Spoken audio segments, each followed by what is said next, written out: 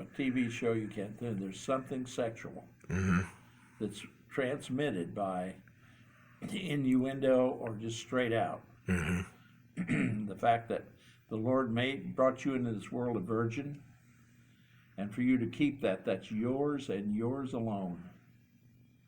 And when you're ready to give that away, it better be to somebody that's going to love you like Christ loved the church. Oh, I'm glad that you mentioned that. Sometimes I do like survey or data in the room of how many people that were virgins when they got married, and it's always 2, 3, 4% in the room. Someone who's opened the door to sexual immorality, and you receive Christ, you receive him with gladness. You're in marriage, but you open these doors to multiplicity of women. What wisdom would you give an individual on how to keep themselves? Or even how to combat opening doors like that?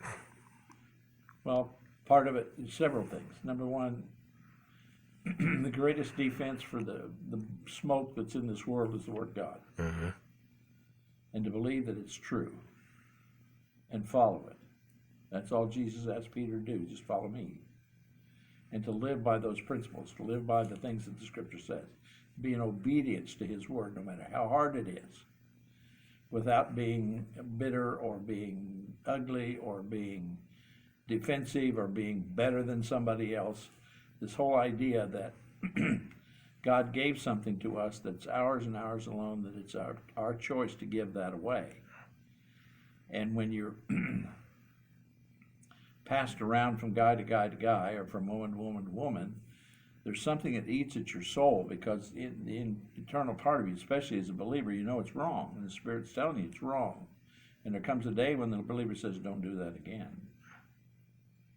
And you better listen, because the hammer's about to come down, okay? So in that whole function in married life, supposedly you marry the one that you love. Well, that didn't happen in the Old Testament. They married the one they were promised to. But their training was all day, Mama, someday there's going to be a guy come along here and we're going to give you to him, but he's going to take care of you the rest of his life. He's been preparing himself to do that, and you better be prepared to go and do that. And all of a sudden they had to take the first year off to learn to love one another, to learn to know one another. And we get it just backwards. We want to live together and then see if it's okay. And most of the time it ain't. So that whole system, the whole world around us lives on that principle. You know, how do I know them shoes fit unless I try them on? Well, point being, you know that when you walk into that idea, you can give a pair of shoes back. You can't give the rest back.